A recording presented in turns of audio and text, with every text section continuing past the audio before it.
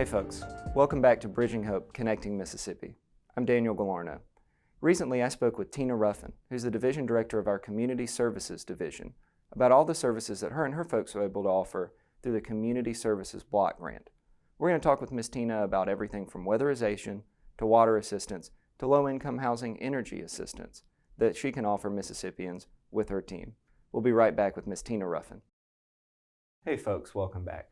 We're here with Ms. Tina Ruffin, who's the head of our Community Services Division, who deals with the Community Services Block Grant and other funds that come from Washington, D.C. and internally in Mississippi to help our Mississippi folks with a variety of stuff. Tina, thank you so much for being here. Thank you for having me. When I first started at DHS, one of the most confusing things, and to be honest, I still don't fully understand, is the Community Services Block Grant. It covers so much ground. Can you give me, again, and our folks listening, maybe a kindergarten level overview of what the Community Services Block Grant is? Okay, Community Services Block Grant is really the bedrock of the community action agencies across Mississippi. That law was formed in the 1960s to provide community services to communities within all the neighborhoods, all the communities in the nation. Wow. And CSBG for short is to help promote a family to self-sufficiency. So with the funds, we can pay for basically anything that that family would need in order for them to have a positive outcome.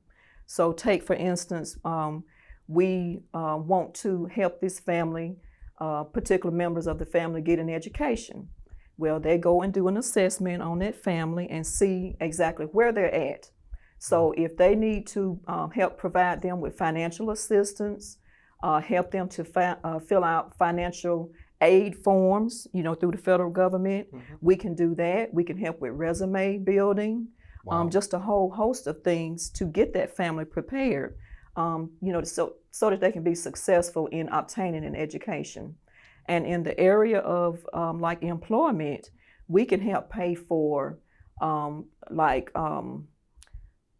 programs to help like with welding, cosmetology, truck driving, things of that nature. Yes, ma'am. Also, we can help with lab fees, any kind of uniforms, shoes, anything that person would need to help them get that job and maintain it. This is one of the things that was so amazing to me when I started learning more about CSBG is the breadth of services that you and your division can offer to folks. And one of the reasons it's so hard, I think, to get a grasp on is how much help you and your team provide. Funding level is. Yes. And I understand that provided a huge strain on you and your team, but also we were able to provide a lot more money to our Mississippi families who needed help.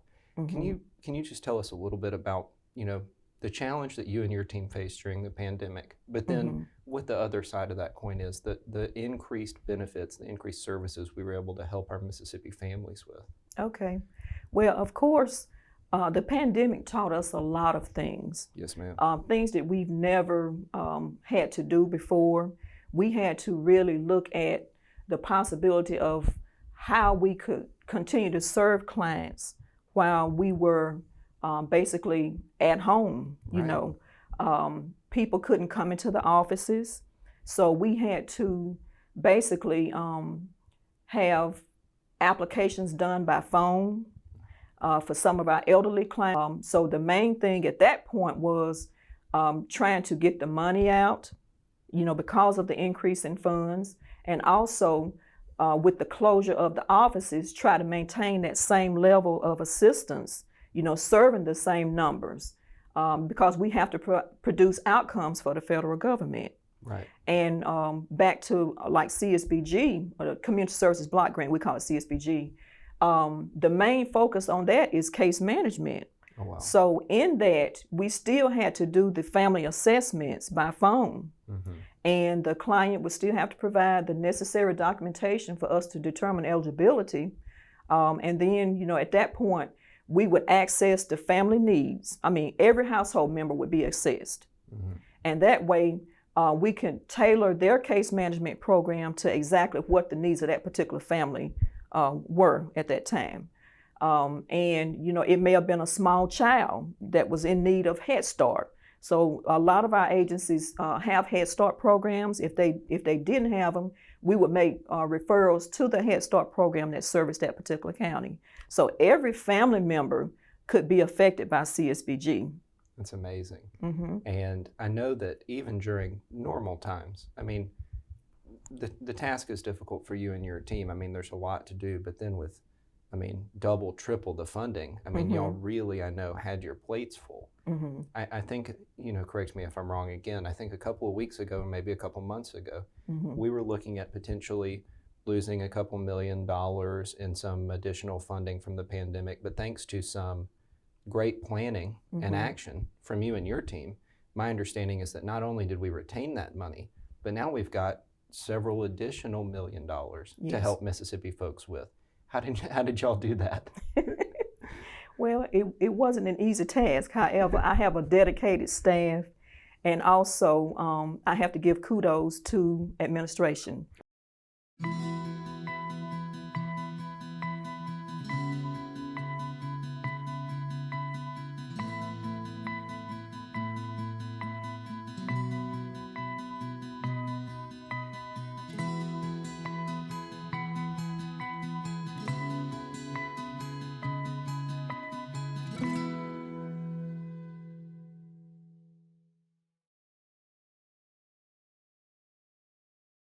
Okay. Mr. Anderson and my immediate supervisor, Patrick Black, they were really awesome in assisting us and supporting us in making sure that we had everything that we needed to make sure the money got out. We worked with other divisions within the department to basically speed up the process so that we could get the funds out to the community action agencies, and they in turn could provide the necessary services that our citizens need. Exactly. And Ms. Tina, you've been at this a long time, right? Mm-hmm. You are I think it's safe to say, an expert on the... Oh, I don't know about that. I think it's fair to say... I'm just a hard worker. I think it's fair to say on CSBG, the most knowledgeable person in the state. I don't think we're going to find many people to contradict that statement. When you get up and come to work every morning, what are you thinking about? What inspires you to keep coming back, working in the Community Services Division, help Mm-hmm. our folks in Mississippi continue to get the help they need? What makes you excited when your feet hit the floor? I have to go back, Daniel, and I just have to tell you that I'm just a country girl, okay? It inspires me every morning to get up and come to my job. And it has inspired me for the last 34 years. I've been with DHS for over 34 years. And thank you for those years. Thank you. But this is not a job, it's a calling. And to know that whatever I do, it makes a big difference to somebody out there in the community who needs the assistance. Mm-hmm. And I just remember back to the time when I used to visit my great-grandmother. We're from rural Simpson County. Mm-hmm. And she was very poor, okay? And we didn't even know about these services, okay? And she was just such a beautiful, wonderful lady, but she just didn't have the assistance that she needed. I mean, she could have really benefited from some of our aging services, as well as the programs that I administer. So I thought it very ironic that that she, back in the day, needed our services, and here she has a great-granddaughter who has the opportunity to provide that type of assistance for people like her in need.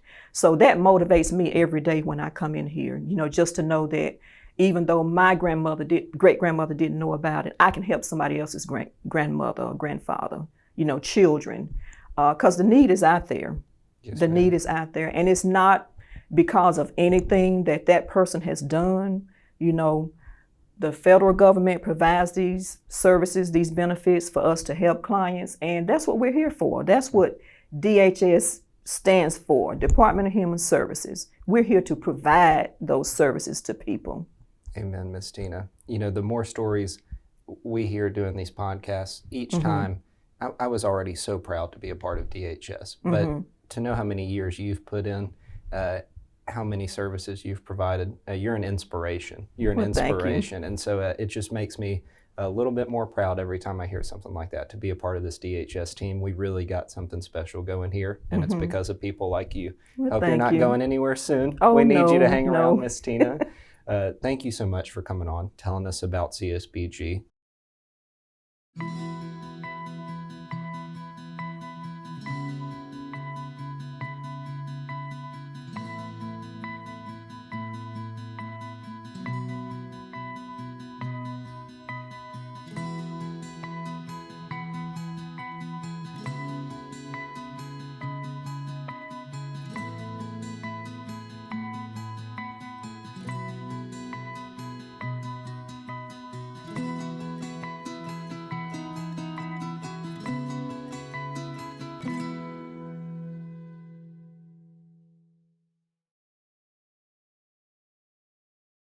Now, Ms. Tina, I know that we have weather assistance, energy assistance, and water assistance that fall under CSBG.